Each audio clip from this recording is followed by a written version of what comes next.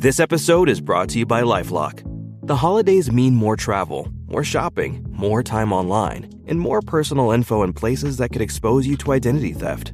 That's why LifeLock monitors millions of data points every second. If your identity is stolen, their US-based restoration specialist will fix it, guaranteed or your money back.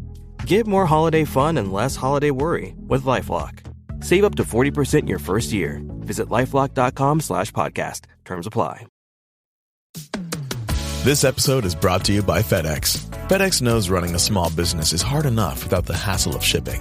That's why there's FedEx One Rate. With FedEx One Rate, you can ship your holiday packages cheaper than the post office for as low as $14.50 for small boxes. Visit FedEx.com/OneRate for details. Exclusions apply. Valid through January 19th, 2025. FedEx One Rate. 2-day retail shipping, one flat rate.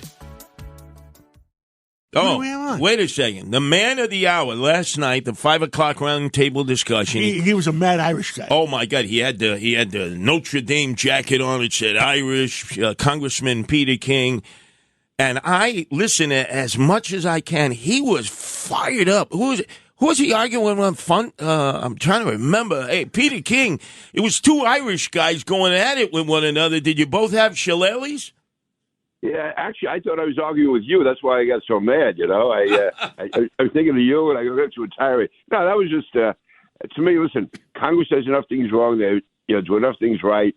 And his whole tone was that we have all this free health insurance. I've been retired 4 years. I have absolutely no government health insurance at all. And I'm not complaining about it, but I mean, I just thought he was trying to make an argument for term limits. I disagree with that, but he can make a good argument if he wants to. Instead, he was taking a lot of cheap shots. But it's over and done with. It's the spirit of Christmas. Curtis, I even talk with you, and I'm friendly with you now. Yes. Yeah, we weren't the Grinch. We had a great conversation last night, but it had to do with this congresswoman who has not been in session, I guess, since the summer, and she's in a retirement home. Could you sort of explain that so our listeners can better understand that? Actually, I can't, but I'll try. Kay Granger, she's been in Congress a long time. She was actually the chair of the House Appropriations Committee, which is a very important committee. Last March, she stepped down as chairman of the committee for health reasons. But she's staying in Congress. And then it turns out that she hasn't voted since last June. Now, that sounds bad, it is. But the thing is, there were not that many votes during the summer anyway. Then you had the presidential campaign. So it wasn't noticed. And there weren't that many close votes. So people didn't really take notice of it. They should have. It turns out that she's been in not just a retirement home, but apparently for people who have some sort of dementia or early dementia, which is a tragedy. But having said that, her staff, her family, they should have alerted everyone because that district was going without representation, for 6 months. So that's what it's all about. I guess those things can happen. They shouldn't. I can see how you can get away with that for a few months if people aren't looking. If you're not in the eye of the storm, if there's no key vote that you needed for, you could just slip by. But it's wrong, and we have to have some more precautions. That if you miss certain number of votes, you have to explain where you were and why you missed them. Listen, I mean, I used to miss votes, but if you had something going on in your district that was more important than some incidental vote in Congress, you stay back in the district, to meet with a veterans group or whatever. I remember we had a Congressman, John McHugh, who missed weeks and weeks of votes because he represented Fort Drum, upstate New York, and there were hearings going on to close down Fort Drum. So that's where his emphasis was. But after that, you have no excuse. Congressman King, this first came to our attention in New York. You may have remembered there was Congressman Emanuel Seller, who had been in the House for 50 years, and a young Liz Holtzman was challenging him from Flatbush, Brooklyn. Everyone said, "Oh, you have no chance. He's the chairman. He has a huge resume." And she went out. She went door to door, good old fashioned retail politics. She beat him. And part of it was he's too old. He just can't handle the responsibilities. We're hearing this more and more, like maybe there should be a cognizant test, like we're saying about Joe Biden. Some of these congressmen and congresswomen, these senators, it just seems more and more of them are staying in the House, staying in the Senate into their 80s and 90s, and some of them appear to be impaired, like Dianne Feinstein was clearly impaired, Congressman King. Yeah, you're right. I'm not sure how we address that, but we have to. I agree with you.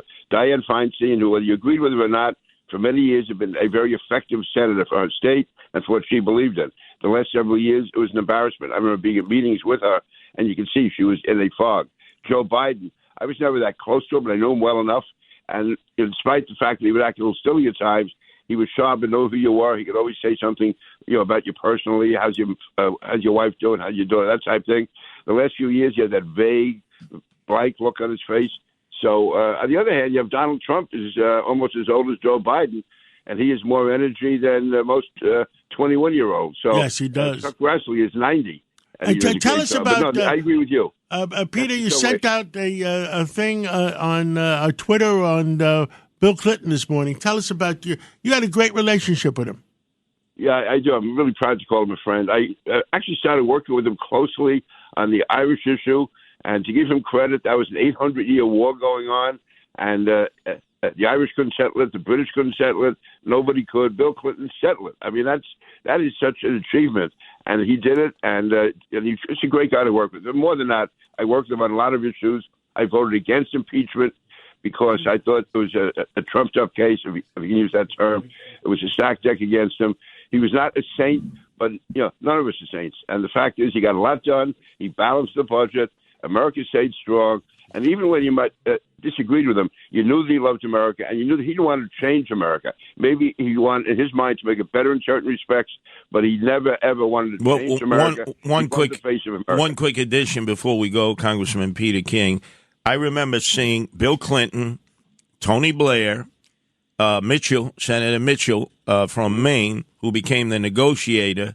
You were involved in that, and you were right. I never thought it would ever heal itself, and that was an amazing. I think when it comes to Bill Clinton, that will be his greatest achievement ever, bringing peace to Northern Ireland. He did a great job there, and so many people are alive today because of Bill Clinton. And here in the United States, people forget how divided we were between Newt Gingrich and Bill Clinton, but they found a way to work together. And they brought about a balanced budget, welfare reform. America was strong.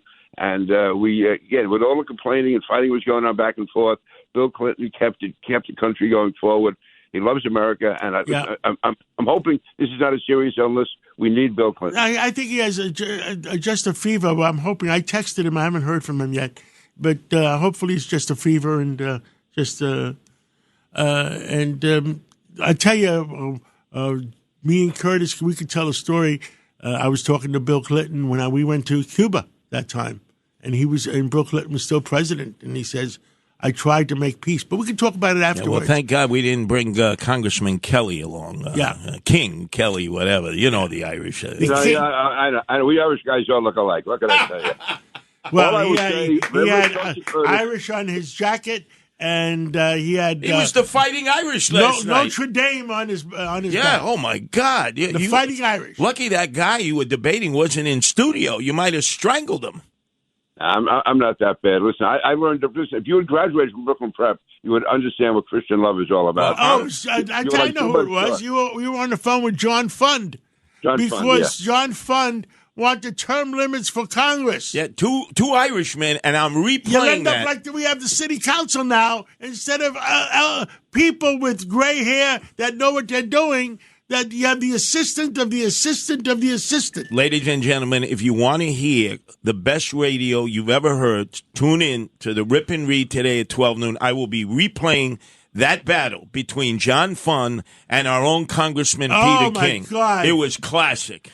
Peter King, thank you for calling in. We love you, and Merry Christmas. And you're going to see your grandkids tonight?